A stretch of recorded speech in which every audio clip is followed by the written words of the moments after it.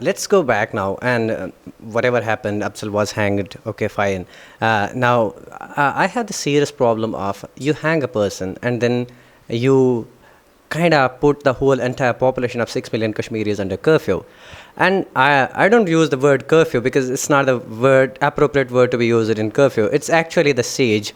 It's the siege. It's the complete. They have turned the whole Kashmir into a prison from last 7 days. And interestingly, I don't know why media in India is downplaying this Kashmir issue. There will be no news in media. There will be just one or two Mahbub Beg, something like a politician from Kashmir, who will talk about Kashmir. And then there will be these debates about whether Afzal got unfair trial or not. But no one knows actually what's right now happening in Kashmir. And as of now, I have the news that 4 people have been killed already by Indian military forces in Jammu and Kashmir, not Jammu and Kashmir, in Kashmir. It's the valley which suffers the most. But how many times do you know from your news channels that this thing happens and that thing happens? It's always been downplayed in the Indian media. Now, interestingly, there was this situation. I don't know, how do people of India identify themselves with India? Don't they have shame on this democracy when actually they find the news is also coming out that there was this lady in Sopore who was pregnant and she was not allowed to go to the hospital and she died on the way to hospital. And now, interestingly, the Times Indian Express article came yesterday, and I'm not narrating my own story. It's someone who works for this media, Indian Express, and he had written an article in which he says that it was a tough call for the doctors to call Ubaid as dead. Ubaid was the guy who was just killed 2 days before in Watargam, which is a native place of Afzal Guru. And he is a kid of something around 15 years. I don't remember exactly his age. But interestingly, the thing is that the doctors at the Sher Kashmir Institute of Medical Sciences are being directed by the authorities that they should not report anyone dead. What they need to do is put him on a ventilator. And how inhumane is that if a person dies and you put him on ventilator for a few days, so that the reason is being given that we need to decrease the tempos of the Kashmiris. And at the first place, why are there these tempos running high among Kashmiris? I mean, no one questions this thing. What is that Kashmiris protest against India? Let's discuss this thing. Why do we protest against India?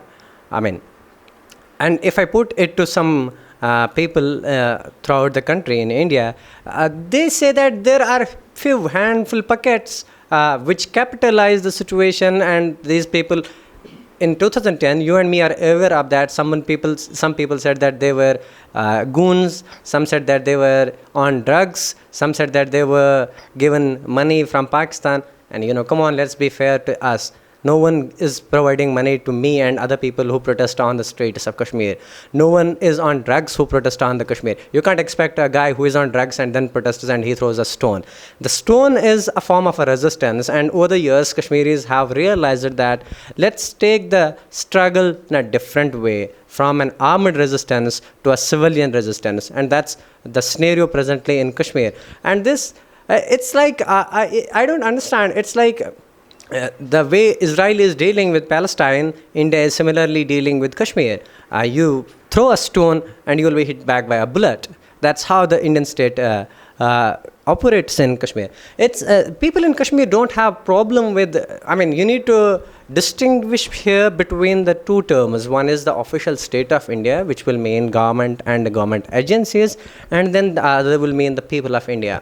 I mean, people in Kashmir do not have problem with the people of India, but they do have problem with the state of India. By state, I mean the government of India and the armed forces, which are its branch.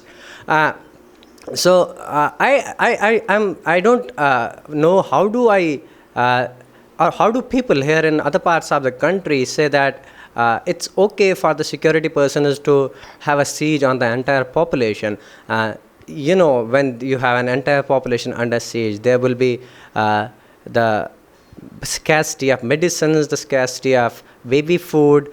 Not only the scarcity of medicines and the baby food, but scarcity in general. Like people don't have. I mean, in this particular case, if I talk about this particular case, the curfew was enforced even before Afzal Guru was hanged.